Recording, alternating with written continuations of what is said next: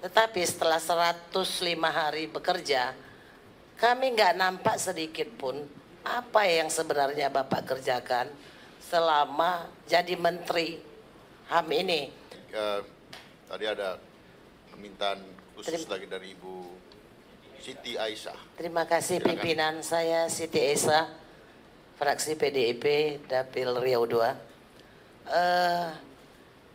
Ketika Bapak dipilih sebagai Menteri HAM, sebenarnya saya pribadi punya harapan besar karena Bapak adalah pemerhati HAM dan bergerak di sana.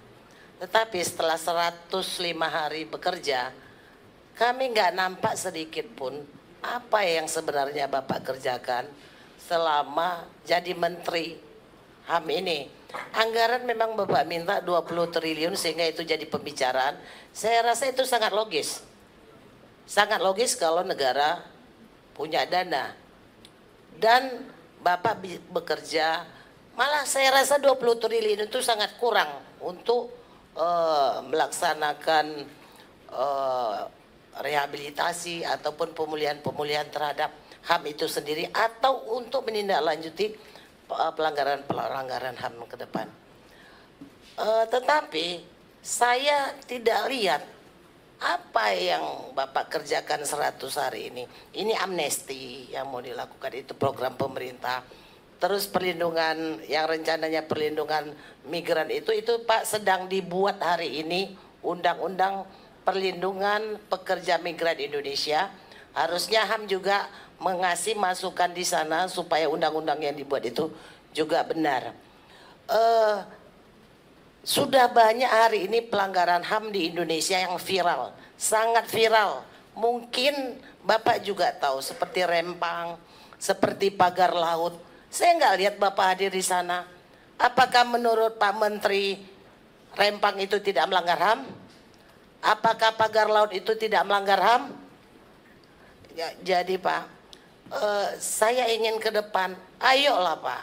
Ketika Bapak jadi Menteri, anggap sajalah itu cuma pakaian. Tetapi kami ingin Pak Vijay yang dulu. Mungkin ada kendala-kendala, mungkin ada gesekan, mungkin Bapak bisa cari solusi yang lebih baik. Saya juga di sini melaporkan Pak, di daerah saya di Riau, Kabupaten Indragiri Hulu, 800 hektar kebun rakyat didoser tanpa hukum. Melapor ke Polda tidak dilayani, melapor ke pemerintah daerah tidak dilayani, melapor ke Dandim tidak dilayani. Ini terjadi Pak.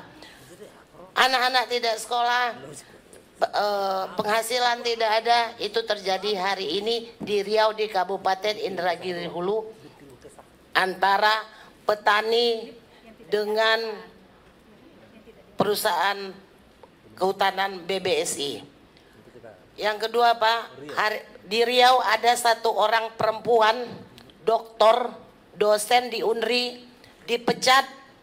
Dia tidak tahu apa-apa karena kebetulan institusi di sana dosen-dosen memplagiat hasil seminar atau disertasi.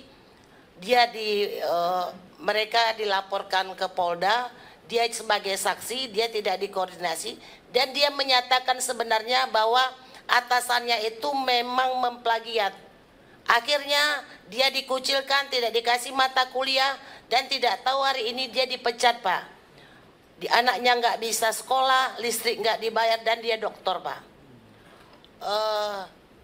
Ada satu lagi Pak, ada satu desa, ketika PT masuk desa ini udah berpuluh-puluh tahun lewat di sana, PT ada, sekarang ditutup jalan Pak.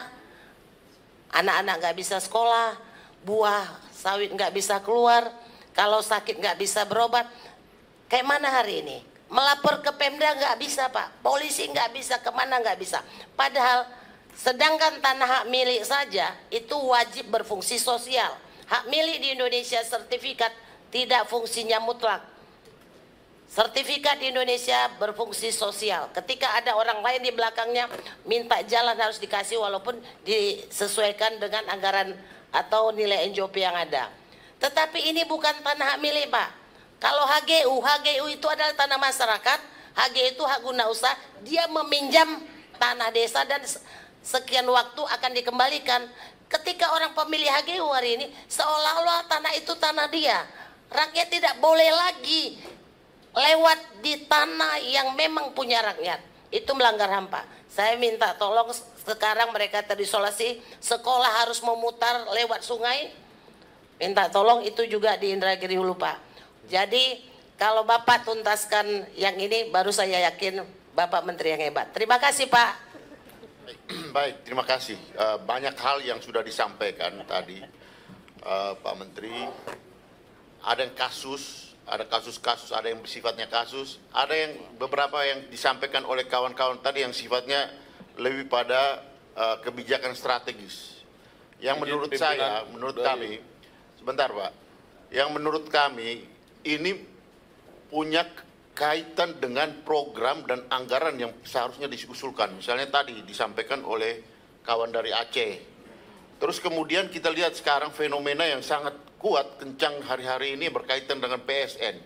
Saya tangkap apa yang disampaikan oleh salah seorang kawan yang mungkin sangat menukik pada persoalan yang kita lihat hari ini. Pelanggaran HAM dibiayai oleh APBN.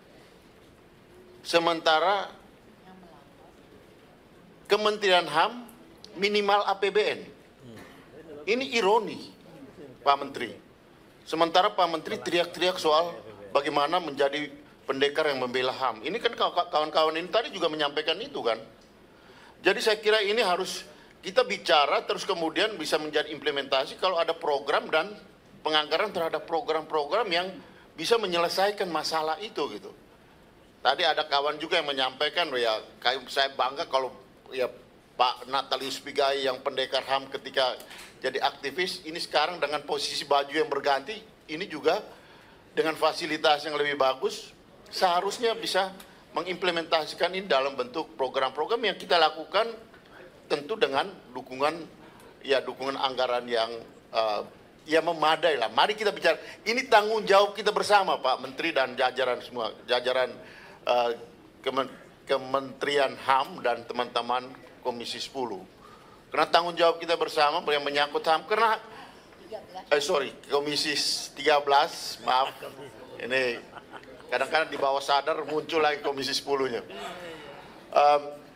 Ini karena tanggung jawab kita bersama, sehingga saya kira teman-teman sekalian, karena ini waktunya juga sudah 12:30, kita break dulu, kita tutup dulu, kemudian nanti setelah break nanti kita lanjutkan dengan program dan ya isu-isu tadi dan kemudian bagaimana ini dengan program dan anggaran. Dari fraksi Demokrat belum menyampaikan pandangannya pimpinan. Dari tadi sudah banyak diberikan kesempatan tapi tidak ada yang hadir.